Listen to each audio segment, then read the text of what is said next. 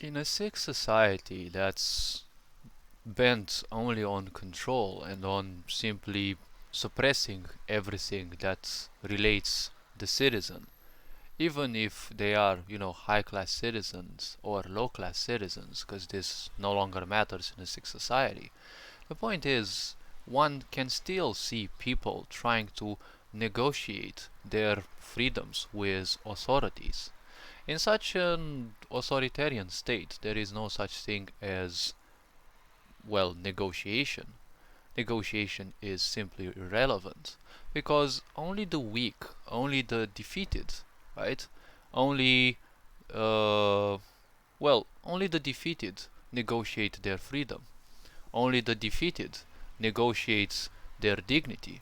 Because when you have, or when you consider you have no chance, or when you have truly been defeated in a battle, can you still try to negotiate your freedom? But in a state in which control is the only thing they can ever want, and they're coming even for your children, they're dumbing you down constantly, they've been lying to you ever since you were born, programming you to feel defeated and bad and guilty even of your own physicality. In such a state, there is no such thing as negotiation.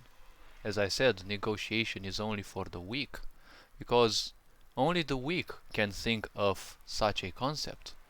In a world where everything is being taken from you and literally the whole reality is being taken apart by some mutants, whatever laboratory spawned these mutants that think they are owning this planet, and they've destroyed literally everything that was so-called normal in this society with their idiotic propagandas and with their NGOs, and now they are the only thing they are talking about is going into space.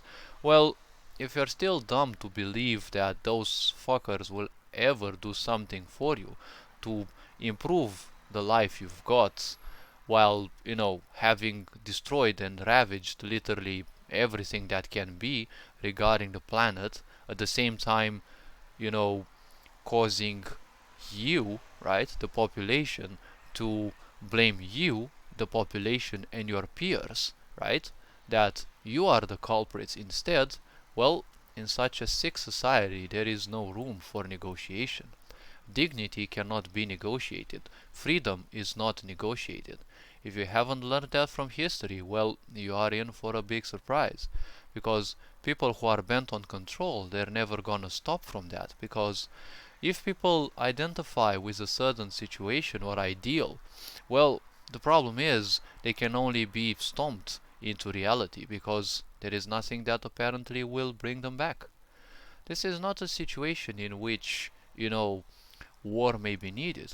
But when your families are being starved deliberately by a society that's been printing money ever since the 70s and you're still kept in poverty, when you call yourself as America as one of the richest countries, but people in your country are paid probably even less than in Western Europe, when your salaries are specifically and deliberately left at around $400-500 per month in a country like any country in Eastern Europe, where costs and prices are being hired more and more, but your salaries haven't been touched ever since you were born, if you were born in the 90s, well, if you still think there is gonna be any point in negotiating your freedom, well, good luck still believing in it. You need a trip to the psychiatrist, most likely.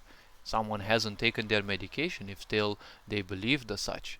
Negotiation only exists when there are two equal parties, because two equal parties will always be the best to negotiate. When a weaker party tries to negotiate, they will always be stomped by the ones who have the power.